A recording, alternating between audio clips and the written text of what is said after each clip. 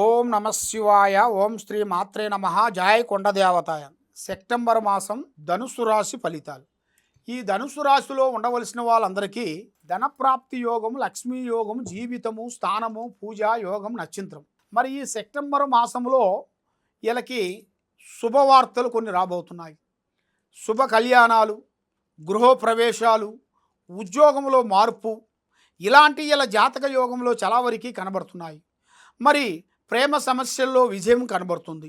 మరి భూమి కానీ వ్యవసాయంలో కానీ కొన్ని మార్పులు కొన్ని రాబోతున్నాయి. మరి విద్యారంగంలో కూడా పట్ల శ్రద్ధ పాటించండి. మరి స్టాక్ మార్కెట్లో కానీ బెట్టింగ్ రంగంలో కానీ మీకు చాలా వరకు కొన్ని మోసాలు జరిగే మార్గాలు కొన్ని కనబడుతుంది. కొంతమంది మిమ్మల్ని చెడు ఆలోచనలోకి పంపించి మిమ్మల్ని చాలా డిస్టర్బెంట్ చేసి మనశ్శాంతి లేకోకుండా మానసికమైన ఇబ్బందులు పెట్టి ఆందోళన చేయాలని కూడా చాలా వరకు చూస్తున్నారు. మరి మీరు ఏ కార్యక్రమైనా కానీ ఏ పనైనా కానీ మీ పనులు మీ పనులు ఎవరికి చెప్పొద్దండి. ఏ కార్యక్రమైనా కూడా ముందే చెప్పొద్దండి. మీరు చేసే పనులు ఏ కార్యక్రమైనా కూడా ఆలోచించి ముందడుగు వేయండి. మరి మీ మీద మోసాలు కొన్ని జరుగుతాయి కాబట్టి కొన్ని మోసాలు జరిగినాయని మీరు మానసికమైన ఒత్తిడిలోకి పోవద్దండి. అయితే మనిషి అనంగా ఎన్నో తగులుతుంటాయి, ఎన్నో దెబ్బలు తగులుతుంటాయి. మరి తగిలిన దెబ్బకి దానికి మందు రాసి బాగు చేసుకోవాలి. కానీ అబ్బా మనకు తగిలిందిరా అని చాలామంది చాలా వరకు డిప్రెషన్లోకి వెళ్ళిపోతుంటారు. ఎందువల్ల అంటే మనిషి అనేది ప్రతి ఒక్క మానవుడు ఒక హీరో కావాలని ప్రతి ఒక్కడు అనుకుంటాడు. కాబట్టి వాడికి వచ్చిన కష్టాలు, వాడికి వచ్చిన బాధల వల్ల ఎలనైపోతుంటాడు.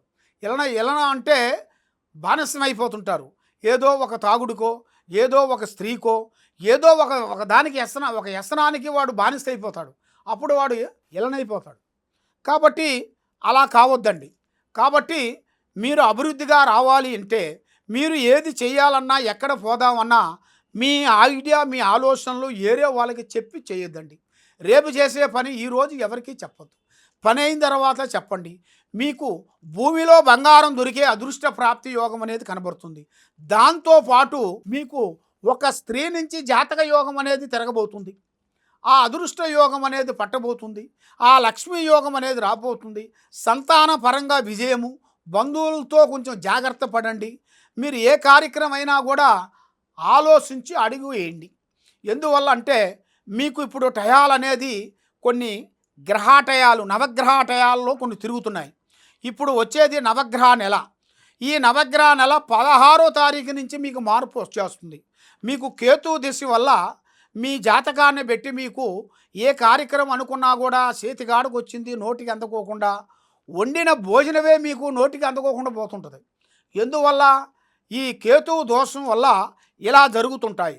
కాబట్టి ఆ దోషం మీకు పోవాలంటే మరి మీ మీద ఎవరెవరో పూజలు చేసి మిమ్మల్ని ఎవరో డిస్టర్బెంట్ చేసి మీకు రావాల్సింది రానికోకుండా, మీ ప్రేమ మీకు దక్కకుండా, మీ కుటుంబానికి చేతబడి చేసి మీ కుటుంబానికి మీ పిల్లలకి విద్యారంగంలో మనశ్శాంతి లేకుండా ఉండటం, ఆరోగ్యం బాగోకుండా ఉండటం, ఇంట్లో ఏ పని చేసినా కలిసి రాకుండా ఉండటం, మరి ఉద్యోగంలో ప్రమోషన్ రాకుండా ఉండటం, ఇలాంటి సమస్యలతో మీరు బాధపడుతూ ఉన్నారా? తప్పకుండా ఈ కింద ఉండాల్సిన నెంబర్కి ఒకసారి మాకు ఫోన్ చేసినట్టుకైతే మీ పేరుని బట్టి సమయాన్ని బట్టి జాతక చక్రాన్ని వేసి మేము చూసి చెప్పగలుగుతాం.